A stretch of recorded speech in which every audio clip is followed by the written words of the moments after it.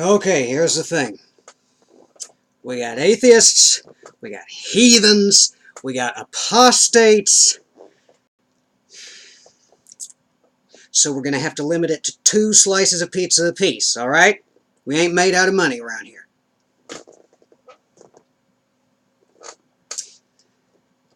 Improv Bible study. The least respectful Bible study on YouTube that uses every word of the King James Bible and is not afraid to acknowledge the qualifiers, turns today to the 12th chapter of Numbers. We had plagues and celestial fire last time. That probably means we're due for some genealogy, right? Let's see. And Miriam and Aaron spoke against Moses because of the Ethiopian woman whom he had married, for he had married an Ethiopian woman. And they said, Hath the Lord indeed spoken only by Moses? Hath he not spoken also by us? And the Lord heard it. Now the man Moses was very meek above all the men which were upon the face of the earth. And the Lord spake suddenly unto Moses, and unto Aaron, and unto Miriam, Come out, ye 3, unto the tabernacle of the congregation. And they 3 came out. And the Lord came down in the pillar of the cloud, and stood in the door of the tabernacle, and called Aaron and Miriam, and they both came forth. And he said, Hear now my words. If there be a prophet among you, I, the Lord, will make myself known unto him in a vision, and will speak unto him in a dream. My servant Moses is not so, who is faithful in all mine house. With him will I speak mouth to mouth, even apparently, and not in dark speeches. And the similitude of the Lord shall he behold. Wherefore then were ye not afraid to speak against my servant Moses?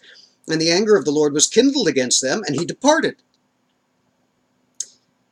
And the cloud departed from off the tabernacle, and behold, Miriam became leprous, white as snow. And Aaron looked upon Miriam, and behold, she was leprous. And Aaron said unto Moses, Alas, my Lord, I beseech thee, lay not the sin upon us, wherein we have done foolishly, and wherein we have sinned. Let her not be as one dead, of whom the flesh is half consumed, when he cometh out of his mother's womb. And Moses cried unto the Lord, saying, Heal her now, O God, I beseech thee. And the Lord said unto Moses, If her father had but spit in her face, should she not be ashamed 7 days? Let her be shut out from the camp 7 days, and after that let her be received in again. And Miriam was shut out from the camp 7 days, and the people journeyed not till Miriam was brought in again. And afterward the people removed from Hazeroth, and pitched in the wilderness of Paran.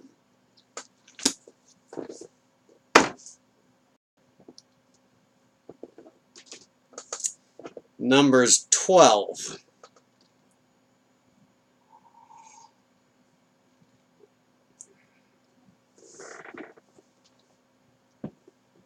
Notice Aaron didn't get himself all leprous.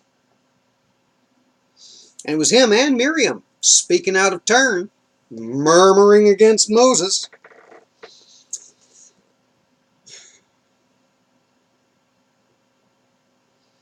But the woman got the leprosy curse and banished out of the camp for 7 days. I guess maybe she's lucky they didn't pack up camp and take off without her, so that she had to hike along after them across the burning-ass desert.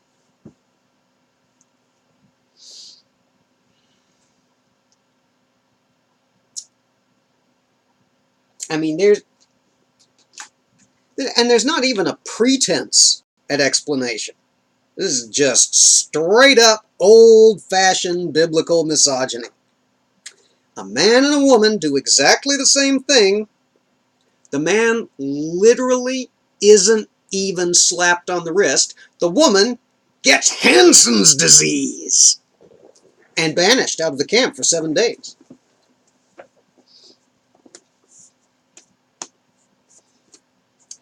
Plus, how about that weird shit in 14? Verse 14.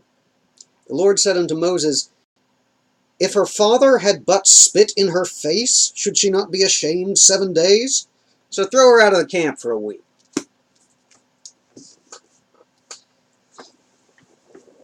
So if a woman's father spits in her face, she is to be unclean, ashamed, for a week?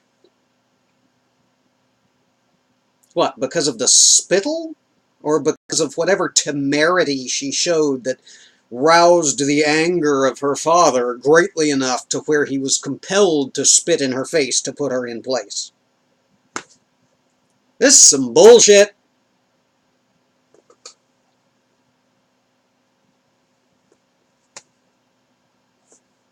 And that throwaway line, particularly interesting in the third book of Moses, or fourth book of Moses, called Numbers, where Aaron and Miriam are getting all upset that Moses is being treated better, more favored of God than they are, despite having married an Ethiopian. And then verse 3, now the man Moses was very meek, above all the men which were on the face of the earth. No one was meeker than Moses. Meek? We talking about the same dude? Talking about the dude who was so pissed off by the cow statue that without divine prompting, he broke it into pieces and ground it into powder and mixed it in with the drinking water and made everybody drink it, and then ordered a 12th of the camp to massacre all of the others just for shits and giggles, apparently? Meek above all? God damn.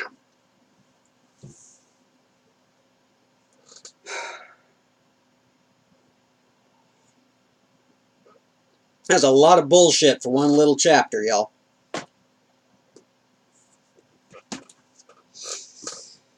Okie dokie. Well, we'll be back soon with chapter 13. Looks like there's actually going to be some stuff happen there. Of course, there was stuff happen in this one too, and it was just straight up hardcore misogyny for the win. This book.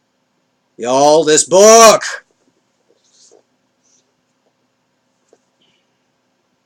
Alright.